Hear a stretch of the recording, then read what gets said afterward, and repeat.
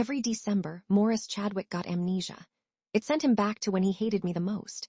He locked me in the basement again and again, broke my work tools, all to get revenge for the woman he loved, Jacqueline Brain. I passed out from the cold over and over. Then I'd wake up in his arms when his memory came back.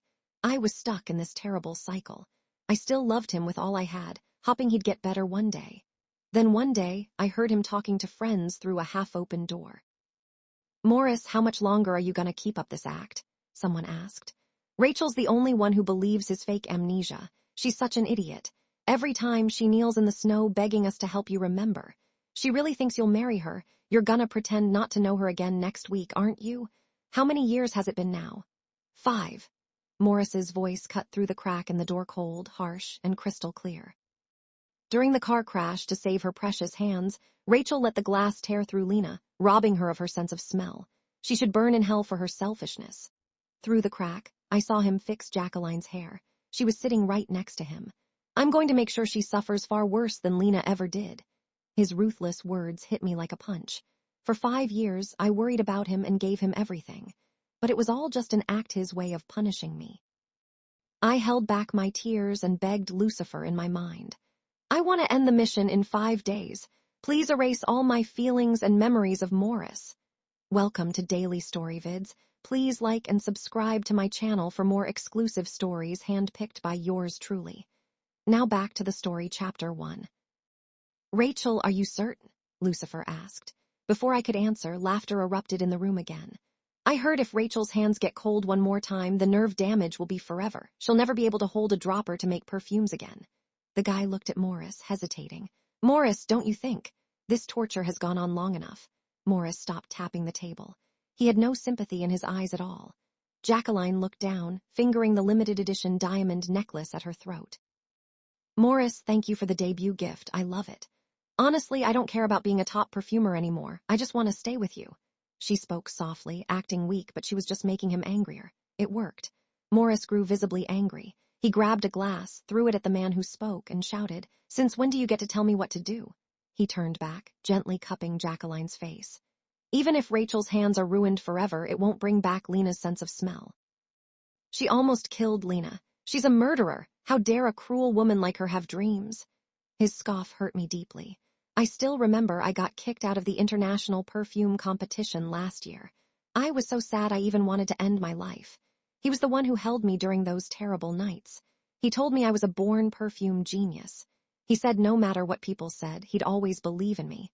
What a joke. His kindness was just a trick. He built up my confidence just to break it completely. To him, I wasn't a genius but a vicious murderer. Someone else in the room chimed in. "Rachel is really talented. Maurice, if you didn't have someone switch her perfume sample, she would have won first place."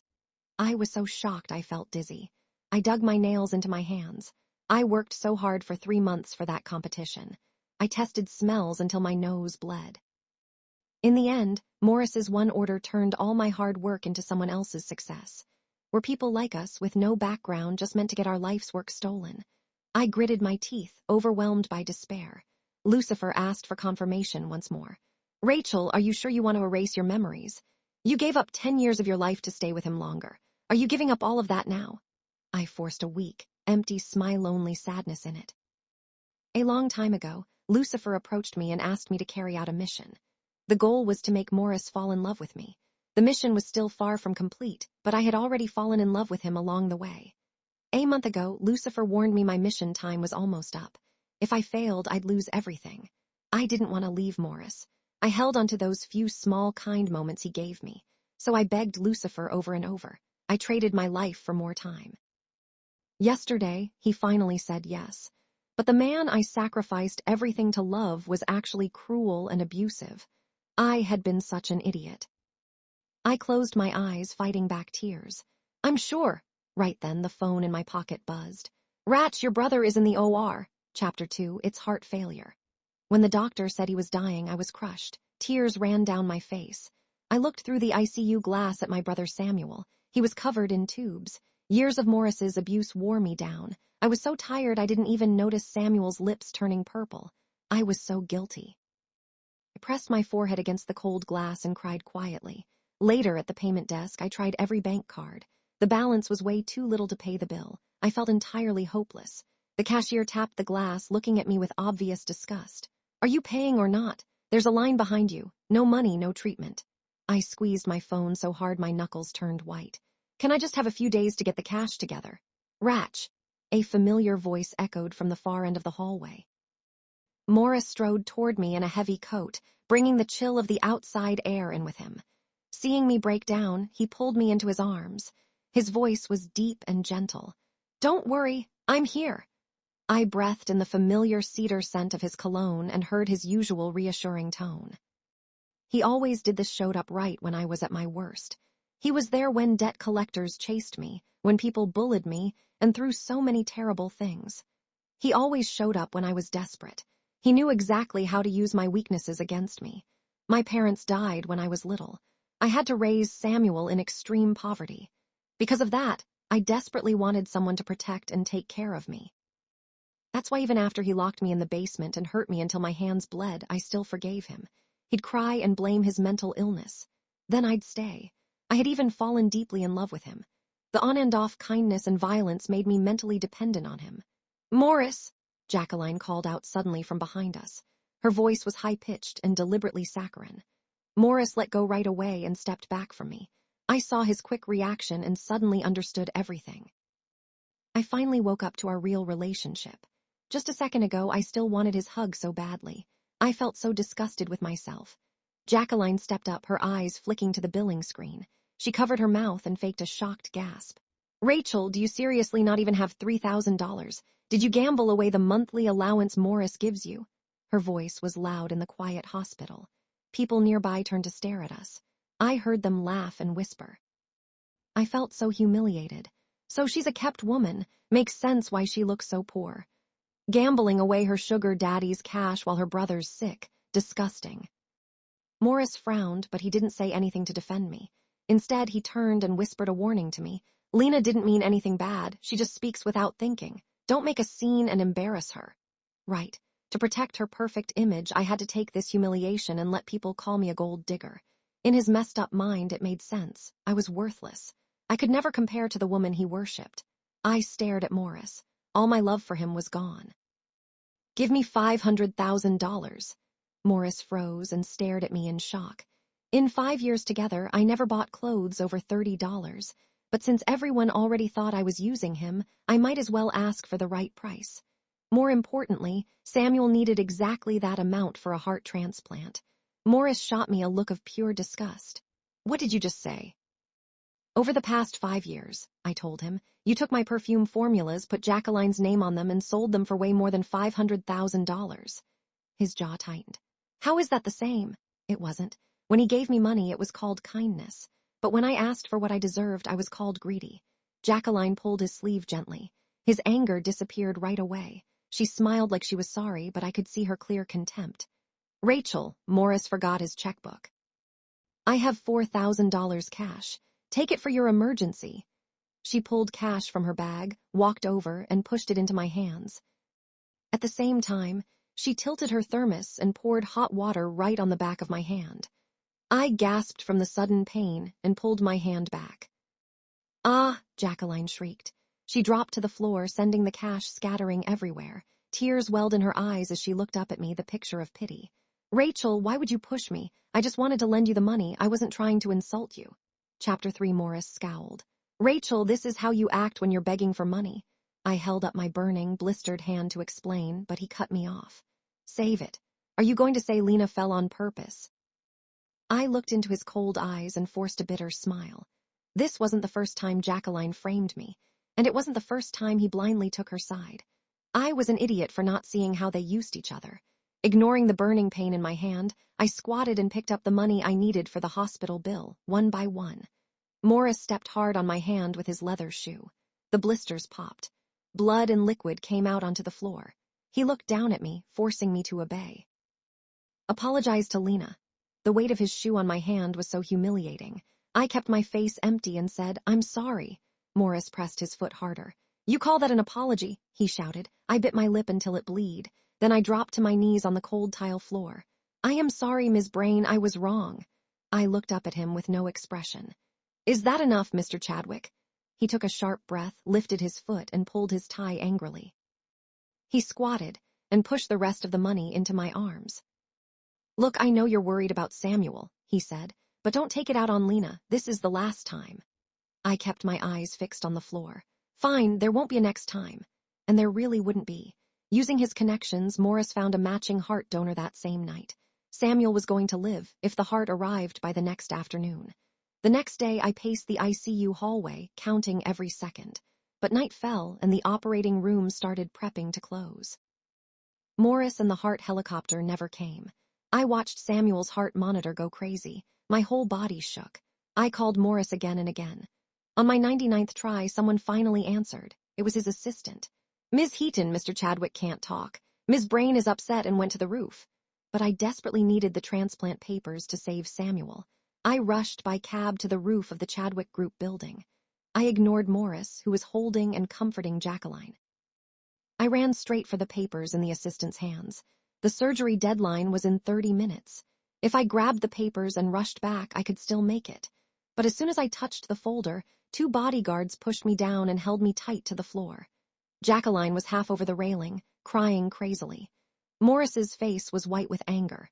He walked over to me quickly. He grabbed a handful of my hair and pulled my head back, making me look at her.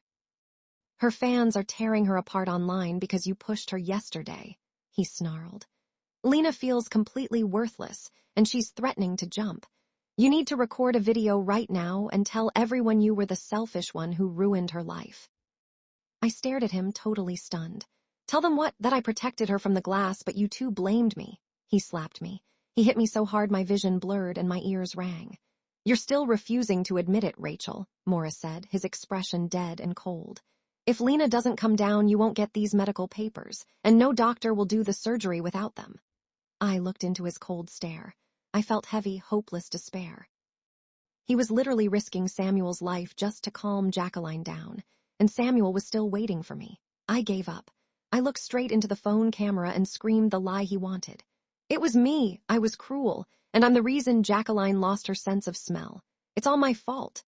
A quick look of satisfaction appeared on Jacqueline's face. She kept fake crying for 10 more minutes. Then Maurice finally talked her away from the edge.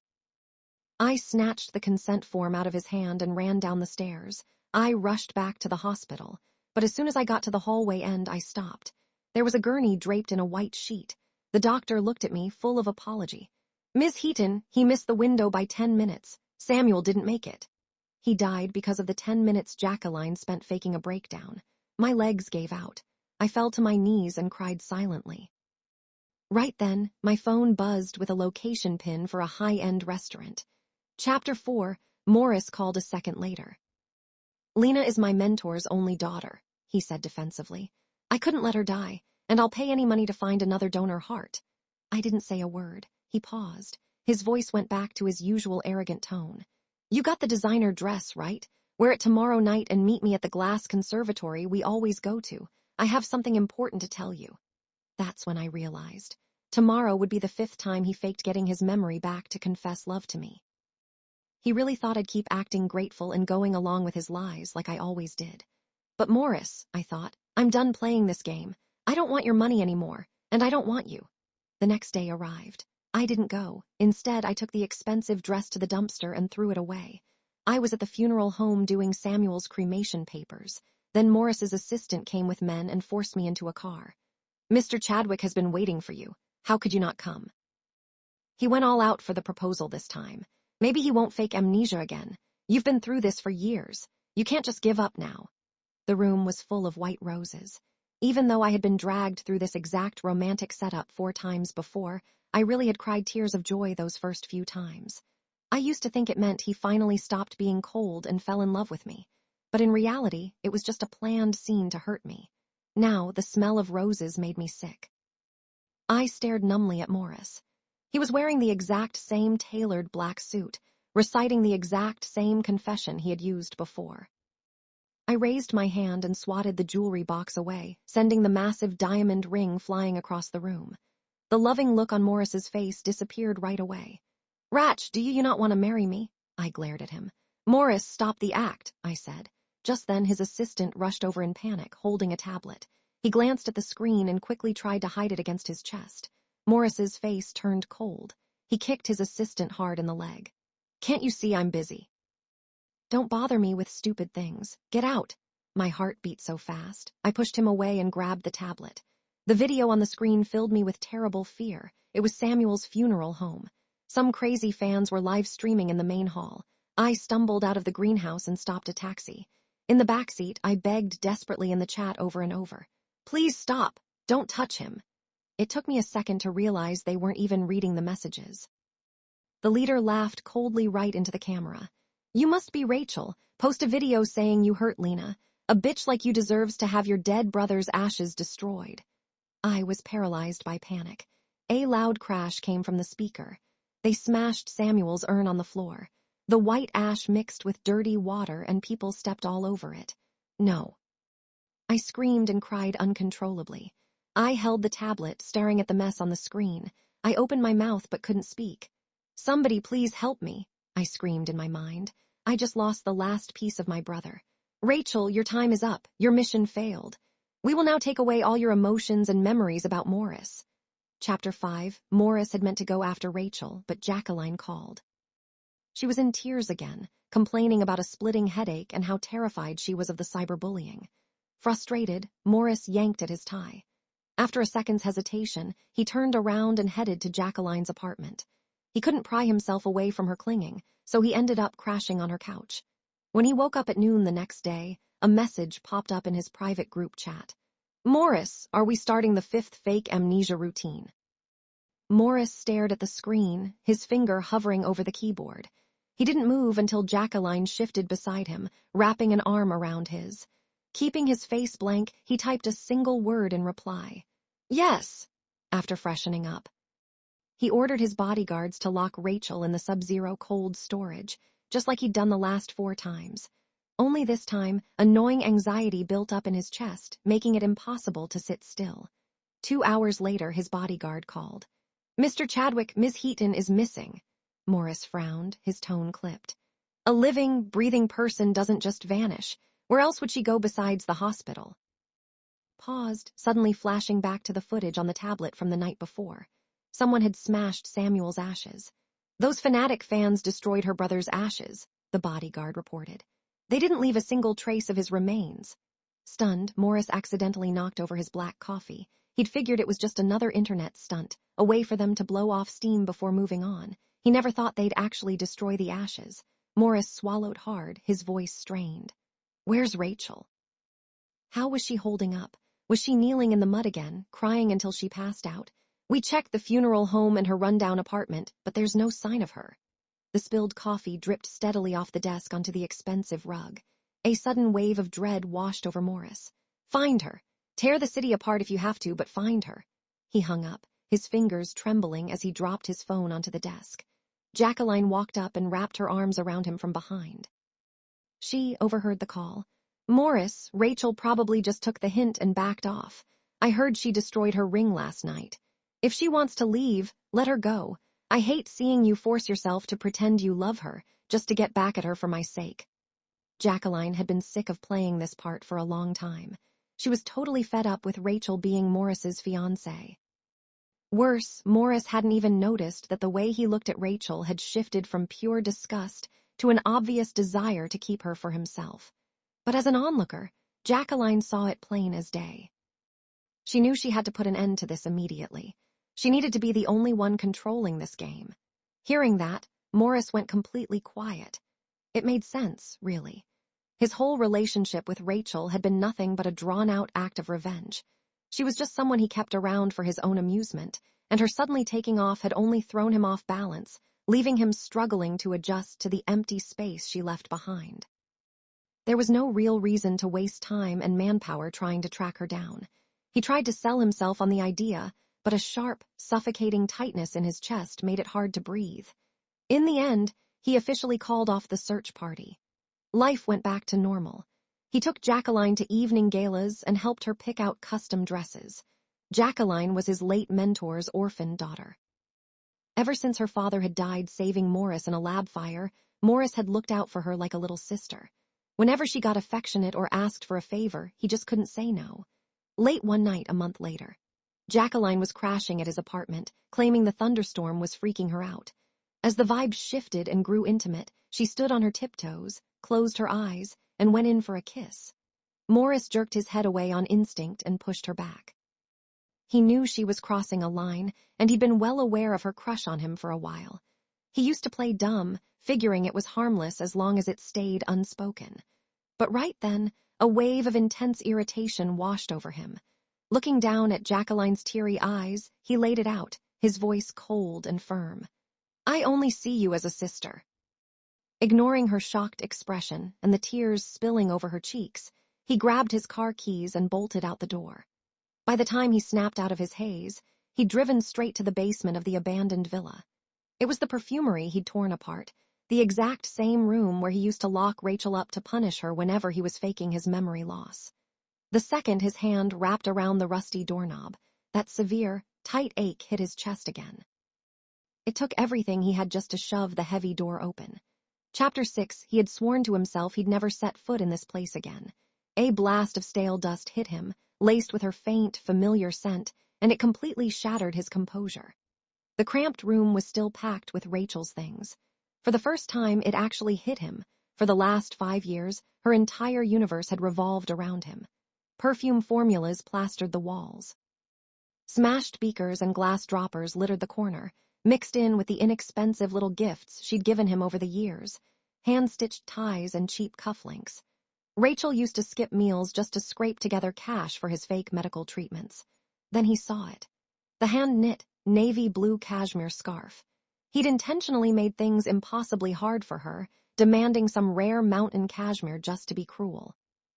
She dragged herself through the snow to get the materials, ending up with frostbite so bad she almost needed an amputation. And what did he do? He casually tossed that very scarf into the dog's bed to use as a mat. Maurice's eyes burned, quickly filling with tears. His breathing turned ragged. He wanted nothing more than to run from the room and the crushing guilt it brought, but he froze when his foot clipped an old box on the floor.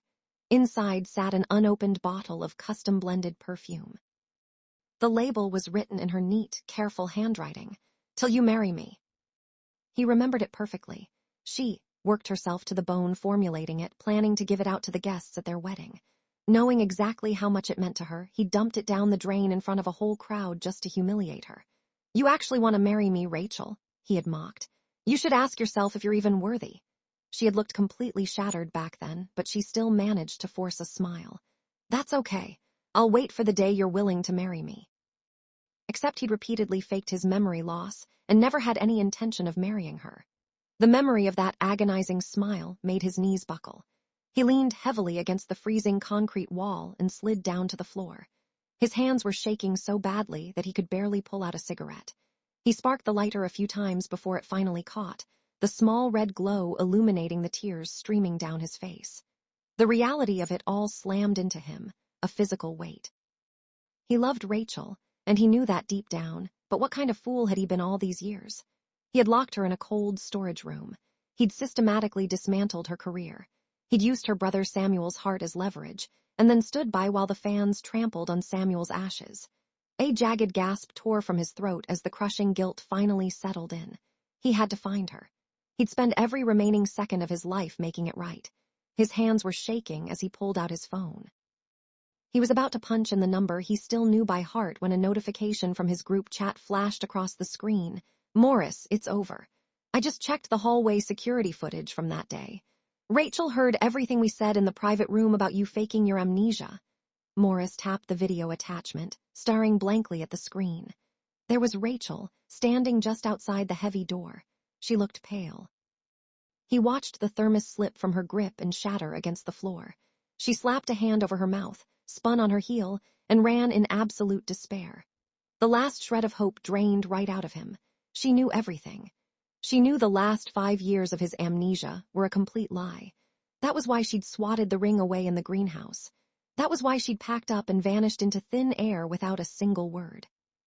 The cherry of his burning cigarette broke off, landing right on the back of his hand and scorching the skin, but he didn't even flinch. Maurice buried his face in his hands and broke down. A raw, guttural wail ripped its way out of his throat. Ratch, I was wrong. I was so wrong. I love you. His agonizing cries just bounced off the concrete walls of the empty basement. The regret had come way too late. Chapter 7, Rachel. Lucifer's voice sounded. Broderick Marbury's affection level for you has reached 80%. Please keep up the good work. I smiled, waving a perfume-testing strip in the air to let it dry. I jotted down cedarwood essential oil in the final column of my formula sheet, the very last ingredient. This capture mission will be over soon, I murmured to myself. Just then, a rough, trembling voice called out from behind me. Ratch! I turned around. A split second later. A tall man reeking of stale tobacco yanked me into a crushing hug. It really is you, he breathed. I looked everywhere for you, a whole year. Where have you been this past year?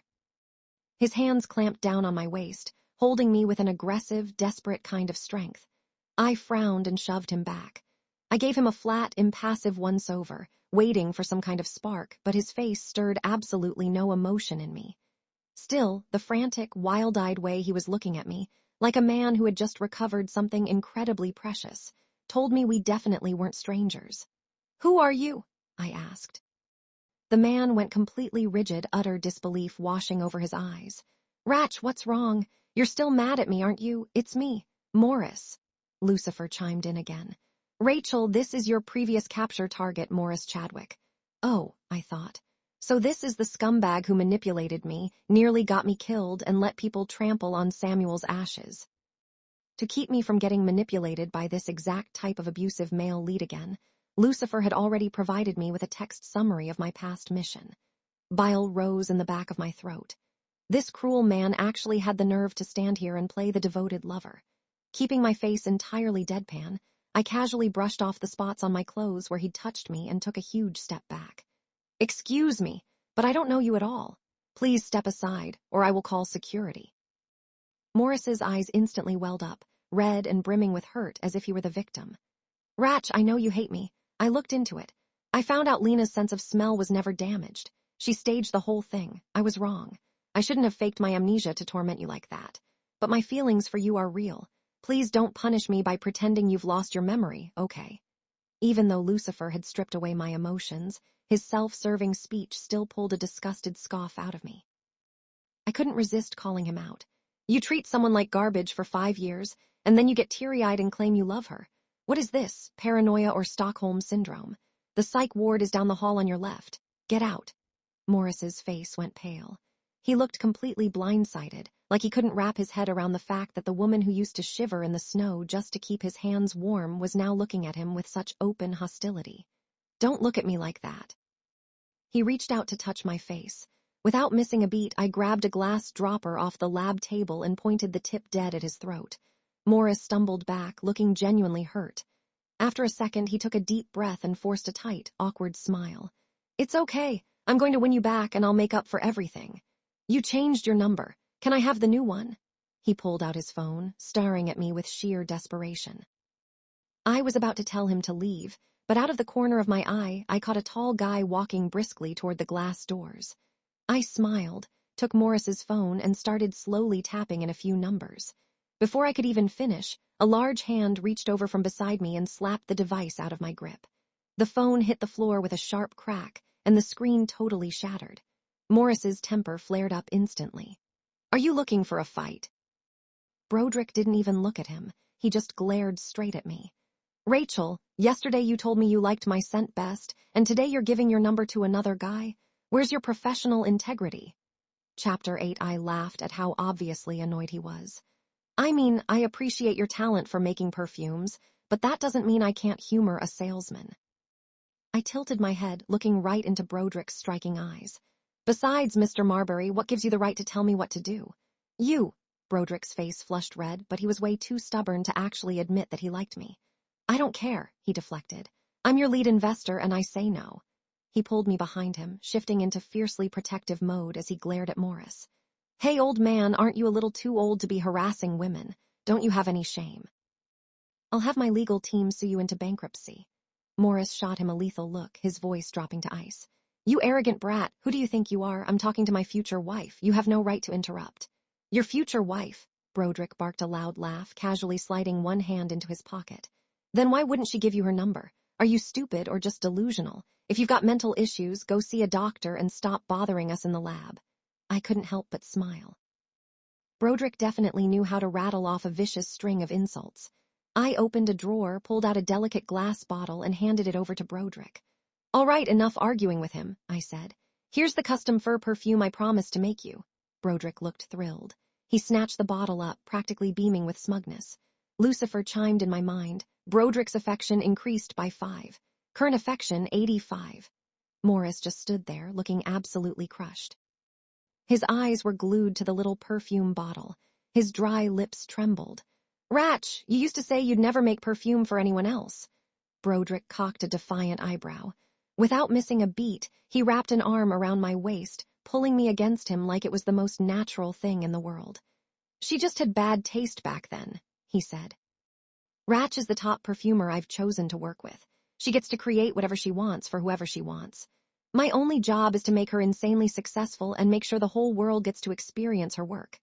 A sudden, quiet wave of emotion caught me off guard. Broderick shot me a wink and started steering me toward the exit. Maurice lunged, grabbing his arm. Let her go. Broderick shook him off with obvious disgust. Are you still at it, old man? What, are you trying to extort me for medical bills, or just get me to buy you a new phone? Yanking out his checkbook, he scribbled a massive sum and casually tossed the check right at Maurice's entitled face, his disdain and arrogance laid bare in the gesture. That should cover the phone. Use the change to book a shrink. Maurice was shaking, his fists clenched white. A guy like him, a powerful executive used to absolute control, had probably never been publicly humiliated like this in his life. The sheer stress and rage turned his face a blotchy purple. He clutched his chest, and then his tall frame simply collapsed backward, hitting the floor with a heavy thud. Broderick rolled his eyes, looking profoundly annoyed. Why is a guy with a bad heart trying to pick a fight in the first place? Still complaining, he pulled out his phone and dialed for an ambulance. Hanging up, Broderick turned to me, completely deadpan. Ratch, do you have any antibacterial wipes? Why? I asked, confused. I need to clean my hands. He flicked his fingers in disgust. I touched a terrible person and I feel gross. A surprised laugh escaped me.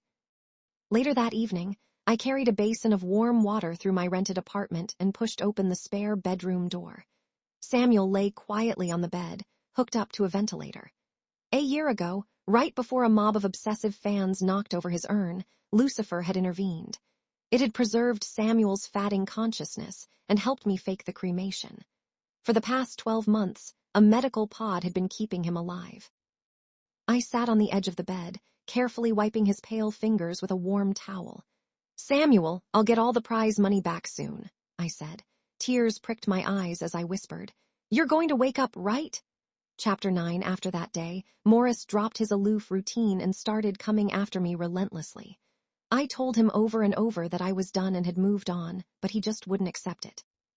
Completely ignoring the gossip in his corporate circles, he canceled his international meetings just to camp out in front of my apartment building. Every single day. He kept sending me white roses, and I kept tossing them straight into the trash. His response was to stand outside in the freezing wind, night after night. Thanks to Maurice constantly hovering around, Broderick was getting incredibly jealous. His affection score shot up to 99.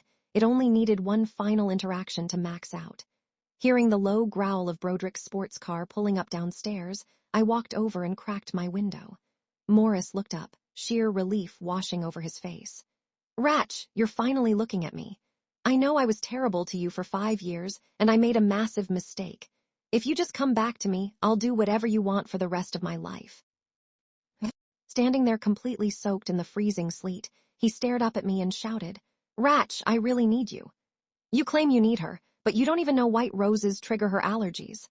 Broderick's mocking voice cut clearly through the rain. He stepped out of his car, sheltered beneath a black umbrella.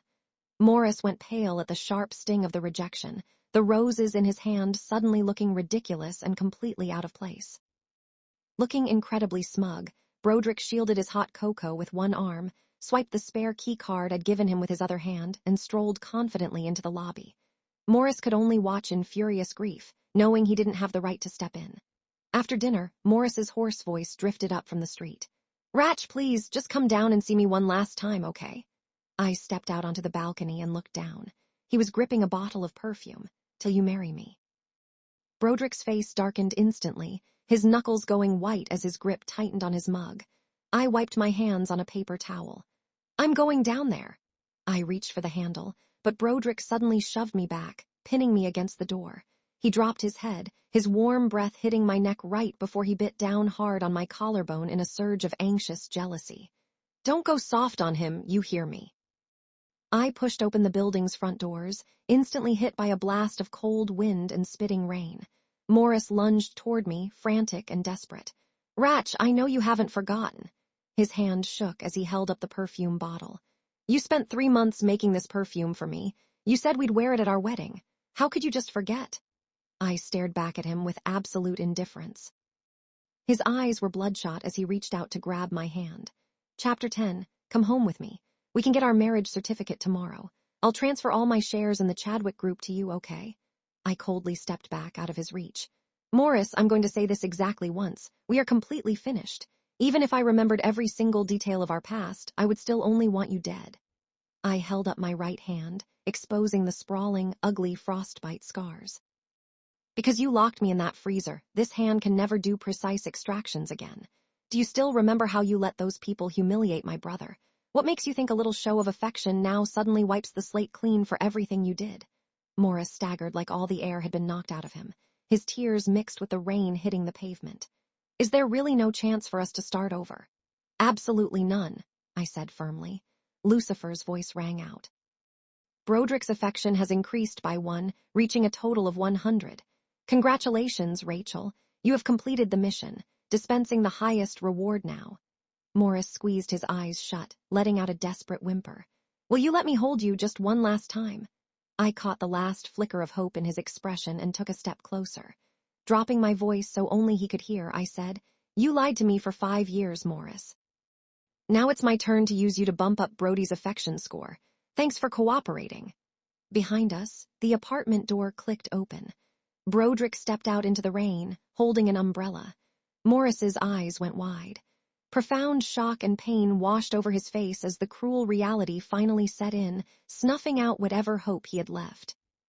Broderick pulled me under his umbrella and kissed me fiercely. Rachel, you're mine. I threw my arms around his neck, kissing him back in the pouring rain. Just then my phone buzzed. A secure message came through from the medical pod. Samuel's heart is beating on its own, and his brain waves show he is awake. After that night, Maurice spiraled, becoming the one man his social circle whispered about. He spent his days drinking himself into oblivion. Jacqueline preyed on his vulnerability, slept with him, and wound up pregnant. Just to protect the Chadwick family's reputation, Maurice married her without a shred of emotion. The fallout hit fast. Shortly after the wedding, Maurice discovered that Jacqueline had faked losing her sense of smell all those years ago. Worse, he learned that the baby she was carrying actually belonged to another wealthy man she'd been sleeping with on the side. The day he found out the truth, Maurice suffered a complete mental breakdown. He dragged Jacqueline down to the exact same underground cold storage room where they had once locked me, and tied her up. He snapped her neck with his bare hands, then struck a match to the flammable chemicals stored inside. The fire raged through the night, killing them both and sparking a massive, headline-grabbing scandal across New York. Now, I was standing inside a premier perfume exhibition hall in Paris. Broderick slipped his arms around me from behind, sliding a custom diamond ring onto my finger. Mrs. Marbury, he murmured. Samuel just called, asking us to come back for dinner. I looked at the perfume displayed on the stand, the one labeled, smiled, leaning back against him. Okay, I said. Let's go home. The end. Thanks for watching, and don't forget to like and subscribe to the channel.